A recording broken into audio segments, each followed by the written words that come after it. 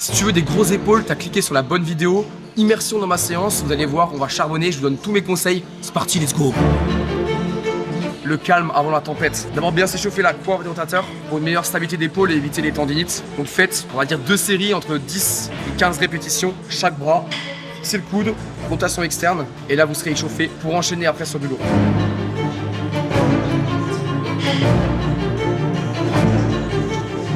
Ok les gars, donc là menu principal, on fait du développé militaire. Sachez que dans mon programme et mes programmes d'entraînement que je vends, je fais beaucoup plus de l'incliné parce qu'on a beaucoup plus un retard haut de pec que épaule. Mais là aujourd'hui la séance c'est séance épaule, donc on va faire du militaire à l'ancienne. Je dis pas que le militaire faut le bannir, au contraire, hein. C'est juste s'il y a un choix à faire. Si t'as un gros retard haut de pec, autant faire 2 fois de développé incliné dans la semaine. À toi de choisir, mais aujourd'hui on fait du militaire. Let's go.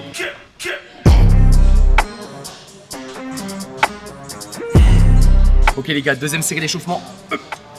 Pensez lors du mouvement à ne pas rapprocher vos mains. Il y en a beaucoup, vous faites ça. Alors que les épaules, ça n'a aucun mouvement en convergence, ça sert à rien. Donc gardez une trajectoire beaucoup plus rectiligne. C'est pas moi les gars. Ok les gars, donc là, la première série, on fait entre 10 et 12 répétitions pour encore finir l'échauffement. Et après, on passera sur du lourd, entre 6 et 8 reps pour déchirer un max de fibres. C'est parti.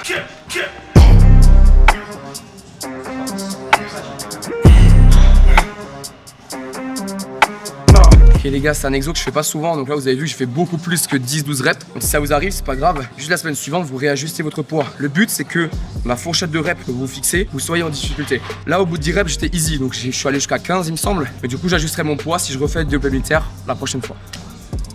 Ok les gars, donc là objectif 6-8 reps. On a 3 séries à faire comme ça. Je vais essayer 36, j'ai pas l'habitude de le faire, donc on va voir. C'est trop facile, bah j'augmenterai, et à l'inverse. C'est trop dur, je diminuerai. Let's go. Ok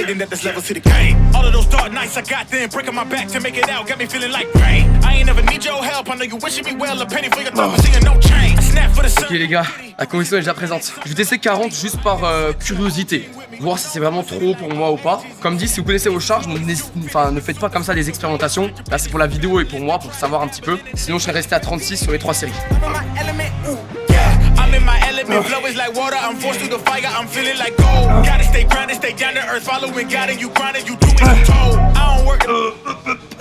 À tout moment je tue le caméraman là. Les gars, un chouïa lourd. Et je pense que si j'en fais régulièrement, je peux les taper en série normale. Les gars, pour le beau jeu, je teste une deuxième série à 40. Je sens que je vais regretter, mais... Hop.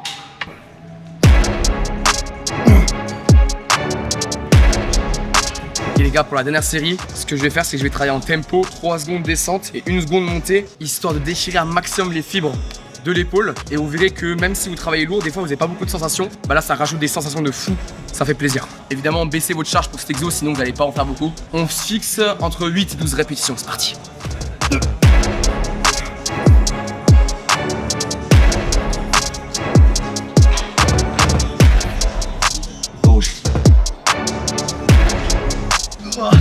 Les gars, on avait dit noix de coco ou pas? Le deuxième exercice au menu, c'est les élévations latérales pour le faisceau latéral de l'épaule, pour une grosse largeur d'épaule.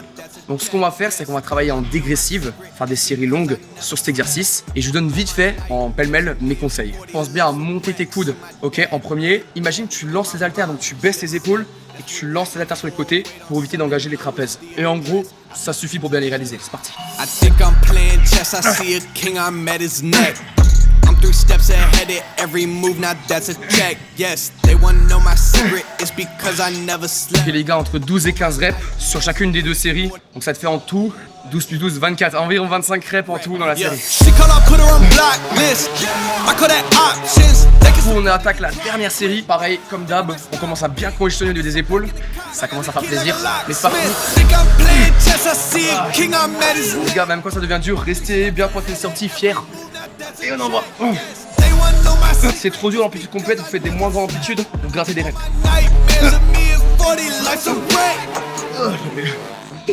La séance, elle est carrée, on a des sensations de fou.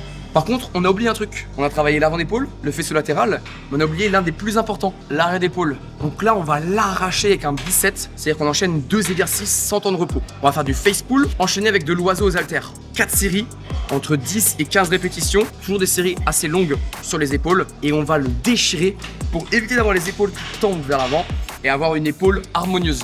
Vous voyez, moi, j'ai quand même un retard un petit peu sur l'arrière d'épaule. Donc pas d'excuses, on peut le détruire. Et c'est pas aberrant de le faire en début de séance si t'es vraiment chaud. Moi, je t'avoue que je préfère quand même commencer avec le militaire. C'est parti. Le face pull, c'est un mouvement massacré en salle. Beaucoup, malheureusement, vous le faites comme ça. Tac. Mais là, ici, tu vois que mes poignets, ils sont absolument cassés. Donc, si tu veux vraiment mettre tes poignets dans une position safe, tu passes par en dessous au niveau de la corde. Donc, sur cet exo, c'est assez simple. Tu vas ramener la corde, finir en double biceps et ramener au niveau des yeux. Tu peux resserrer un peu les omoplates, mais moins tu les resserres, plus l'arrière d'épaule qui travaille. Qui donne ça. Contrôle bien la phase excentrique. Tu viens, tu peux maintenir une seconde ici et tu contrôles. Et encore un point qui peut être intéressant pour plus de stabilité, j'aime bien le faire avec un genou au sol. Ça m'évite de me faire emporter par la charge si jamais c'est trop lourd. Ok? Allez, c'est parti, on commence la série.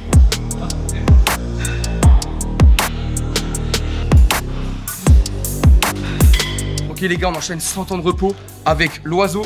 Pensez bien à ne pas resserrer trop vos omoplates, sinon vous allez travailler les trapèzes moyens. Donc limite, vous pouvez arrondir un peu le dos, je vous montre à quoi ça ressemble.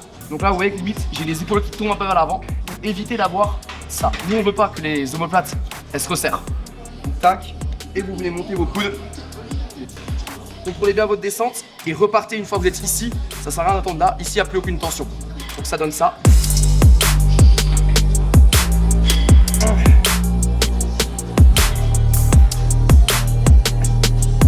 Les gars, n'oubliez pas que cette séance, elle est issue de mes programmes d'entraînement, donc si vous voulez vous déchirer et progresser, n'hésitez pas à passer jeter un œil. Et j'espère qu'on va progresser ensemble. C'est parti, let's go.